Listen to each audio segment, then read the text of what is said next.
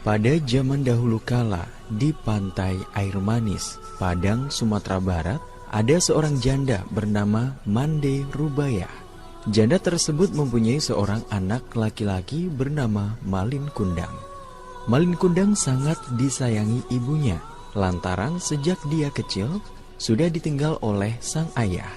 Malin Kundang pun telah tumbuh dewasa, dan dia merasa harus bisa merubah kehidupan ekonomi keluarganya.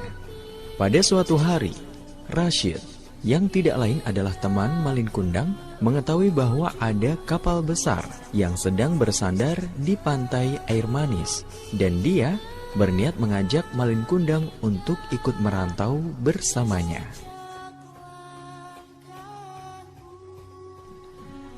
Hei, Malin. Hai. Oh, kamu. Ada apa, Rashid? Ada kabar baik untuk kita berdua.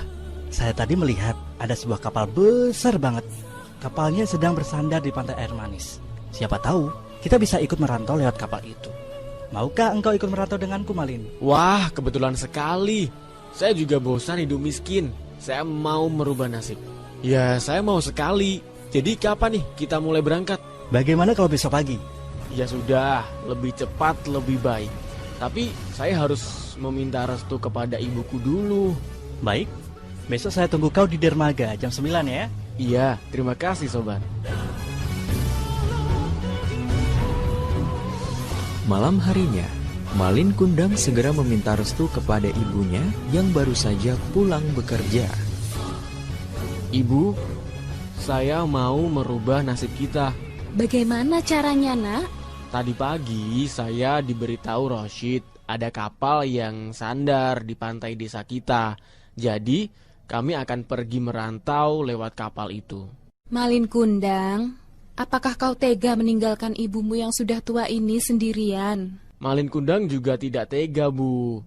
Tapi Malin Kundang juga ingin merubah nasib kita dan menjadi kaya. Malin Kundang sudah bosan hidup miskin terus, Bu. Ya sudah, Malin, kalau memang demikian keinginanmu. Ibu juga menginginkan agar kau menjadi orang kaya dan sukses. Ibu hanya dapat mendoakan supaya engkau berhasil. Kapan engkau akan berangkat, anakku? Malin Kundang berangkat besok pagi ya, Bu? Secepat itukah, Nak? Kau akan meninggalkan ibu sendirian? Iya, Bu. Maaf, Bu. Doakan Malin Kundang agar selamat sampai tujuan. Keesokan harinya, Malin Kundang disertai oleh ibunya dan Rashid pergi menuju ke pantai desa mereka, tempat kapal besar itu bersandar. Berhati-hatilah, Malin Kundang. Doa ibu akan selalu menyertaimu. Baik, Ibu. Tunggulah Malin Kundang pulang dengan harta yang cukup untuk kita berdua.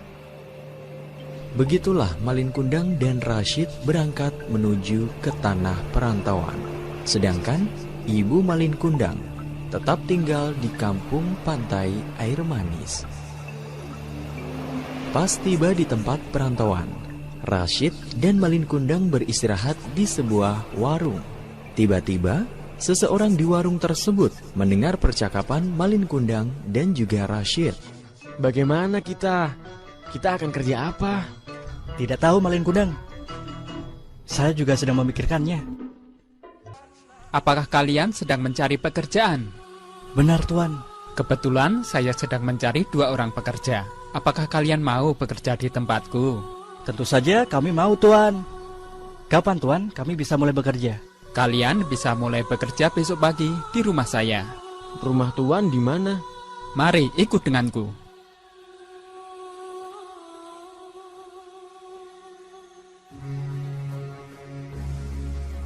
Pada keesokan harinya, mereka mulai bekerja dan diawasi terus oleh saudagar. Dan rupanya, Malin Kundang lebih giat dan rajin jika dibandingkan dengan Rashid. Dan sang saudagar pun menyadari hal tersebut. Hingga kemudian anak saudagar yang bernama Putri datang dan melihat kedua karyawan baru ayahnya tersebut. Dan rupanya, Putri juga kagum dengan wajah rupawan yang dimiliki Malin Kundang, serta kerajinannya, hingga akhirnya Putri pun jatuh cinta pada pandangan pertama. Ayah, siapa nama karyawan baru itu? Yang mana? Yang rajin dan tampan itu. Oh, itu namanya Malin Kundang. Oh, rupanya namanya Malin Kundang. Memangnya ada apa? Tidak apa-apa, Ayah. Putri, cuma bertanya saja kok. Oh, ya sudah. Sejak hari itu, Putri semakin kagum dan cinta pada Malin Kundang. Putri selalu memperhatikan Malin Kundang secara diam-diam. Setelah bekerja selama 2 tahun pada ayah Putri, Malin Kundang sudah menjadi orang yang kaya karena dia selalu rajin bekerja. Sedangkan Rashid dipulangkan ke kampung halamannya karena dia tidak rajin seperti Malin Kundang. Hubungan Putri dan Malin Kundang pun semakin dekat hingga akhirnya mereka menikah. Sebulan setelah menikah, Malin Kundang dan Putri pergi untuk berdagang di perkampungan pantai Air Manis. Ketika Malin Kundang dan Putri sampai di desa tersebut, Malin Kundang bertemu dengan Rashid yang kala itu sedang melamun di pinggir pantai. Hai Rashid. Oh, Malin Kundang. Rupanya kau sudah sukses sekali ya. Wah, kamu sudah jadi orang kaya sekarang. Waduh, engkau sudah menjadi suami dari Putri. Selamat ya, Malin. Iya, syukurlah. Engkau sih dulunya kerja malas-malasan, jadi kena batunya. Benar juga, Malin, apa yang engkau katakan itu. Ya sudah, saya mau berdagang dulu. Mendengar berita baik tersebut, Rashid segera mengabari Mande. Mak, Malin Kundang sudah kembali. Dia sekarang di dermaga, Mak. Benarkah itu? Iya, Mak. Ayo, kita ke sana sekarang. Mande dan Rashid pergi ke dermaga untuk menemui Malin Kundang. Sesampainya di dermaga, Kau sudah kembali, Nak. Ibu sangat merindukanmu. Kau siapa wanita tua? Berani sekali mengaku sebagai ibu suamiku. Saya memang ibunda Malin Kundang. Apa kau gila? Saya tidak pernah mempunyai ibu miskin tua seperti kamu. Ini ibumu, Nak. Aku yang melahirkan dan membesarkanmu. Mengapa engkau seperti ini, Nak? Suamiku tidak punya ibu yang miskin, tua, dan dekil sepertimu. Kau bukan ibuku. Menjauhlah dariku, wanita tua. Ya Tuhan, mengapa anakku satu-satunya seperti itu? Aku yang melahirkan dan membesarkan dia, ya Tuhan.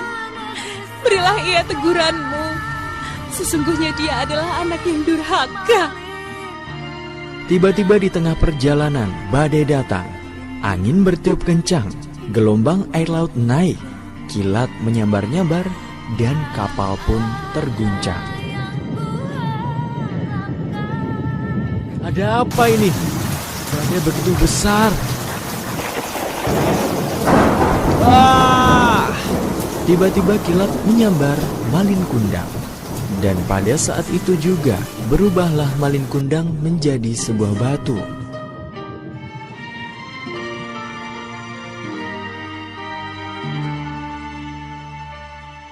Malin Kundang berubah diri menjadi sebuah batu akibat telah mendurhakai ibunya. Pesan moral yang bisa diambil dari cerita Malin Kundang ini adalah kita tidak boleh durhaka terhadap kedua orang tua kita, terutama durhaka kepada seorang ibu.